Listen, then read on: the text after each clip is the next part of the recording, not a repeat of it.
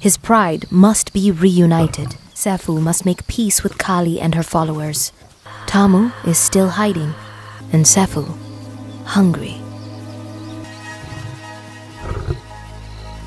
A gift for Sefu.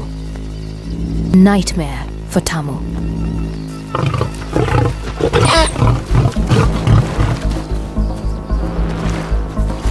What can his mother do? But the meal must wait.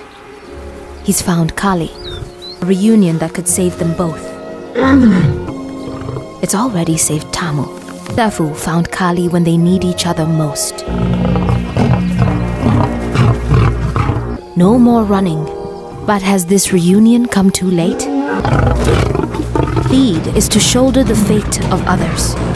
If she fights, she'll risk her cubs. And all who've put their faith in her. What will she do now?